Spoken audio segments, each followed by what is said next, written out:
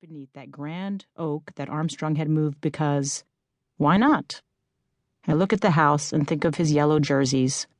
A month after the United States Anti-Doping Agency released 1,000 pages of evidence against Armstrong and stripped him of his tour titles, he had tweeted a photo of himself lounging, arrogance itself, on an L-shaped couch in this house, his 7 yellow jerseys hanging ceremoniously behind him. Back in Austin and just laying around. That was November 2012. 7 months later, will I find him still defiant? Before I can pull the keys from my car's ignition, a cherubic face under tousled curly brown hair appears at my window, and 2 small preschooler hands slap the glass. It's Lance's youngest son, Max. Armstrong stands behind him in flip-flops, wearing a black t-shirt over black basketball shorts that brush his scarred knees. His eyes are hidden by dark sunglasses. "Say hi to Juliet, Max," Armstrong says. "Hi, Juliet," Max says. Then he turns to his dad and asks for ice cream, a request that makes his father giggle, something I've never seen him do before. "Yes, you get ice cream," Armstrong says. "You've been good, buddy, real good." We walk up the front steps until Armstrong stops at the door. He moves his eyes to the tree, the house, the life he has enjoyed. "Great place, right?" he says. "Yes," I say. "Are you going to miss it?" Armstrong doesn't want to move, he has to. His sponsors have abandoned him, taking away an estimated $75 million in future earnings. He would owe more than $135 million if he were to lose every lawsuit in which he is a defendant. To slow the burn rate, as he calls it, he has stopped renting a penthouse apartment on Central Park in Manhattan and a house in Marfa, Texas. Next to go is this Austin estate, traded in for a much more modest abode near downtown.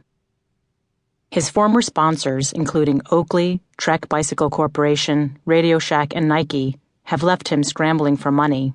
He considers them traitors. He says Trek's revenue was $100 million when he signed with the company and reached $1 billion in 2013. "Who's responsible for that?" he asks. "Fucking right here." He pokes himself in the chest with his right index finger. "I'm sorry, but that's true. Without me, none of that happens." After his sponsors cast him aside, he tossed their gear. There's a chance you could catch a glimpse of one of his Dallas friends wearing Armstrong's custom-made yellow Nike sneakers, with Lance embroidered in small yellow block letters on the shoes' black tongues.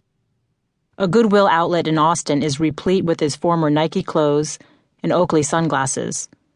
The movers who have packed up his guest house a week before I visited will have to contend with whatever brand-name gear is left in the garage.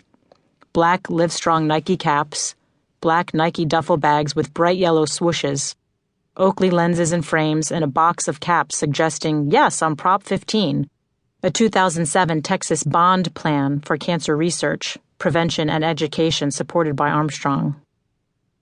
It was 1989 when Armstrong moved to Austin from Plano, a suburb of Dallas, showing up in this progressive town as a rough, combative, and pimply-faced teenager with frosted, wavy brown hair, a gold hoop in his pierced left ear, a silver chain around his neck with a dangling pendant in the shape of Texas, and a fake ID. On an income of $12,000 a year, and with the help of a local benefactor named J.T. Neal who had taken Armstrong in, he lived in a studio apartment for $200 a month. He dressed it up with an oversized black leather couch, a matching chair, and, above the fireplace, a red, white, and blue colored skull of a Texas longhorn. From a cramped studio to a sprawling estate, a reflection of Armstrong's ascension into modern American sainthood, a cancer survivor who beat the world's best cyclists in a grueling race, dated anyone he wanted, and made millions in the process. Armstrong loves this house. He loves its open spaces and floor-to-ceiling windows. He loves the lush, landscaped yard where his kids play soccer, and the crystalline pool, a negative edge pool, not an infinity pool, so get it right. Behind the house are rows of towering Italian cypresses. He moved here in 2006 after winning a record 7th Tour de France. He once said the place was his safe house. Inside it, nobody's gonna mess with me. Having eluded near-constant attempts to expose his doping, he could take a left down the main hallway, then a quick right, and disappear into his walk-in wine closet to grab a bottle of Tinanello and toast his good luck. On a table next to a couch is a 36-inch model of the Gulfstream jet that had been Armstrong's favored means of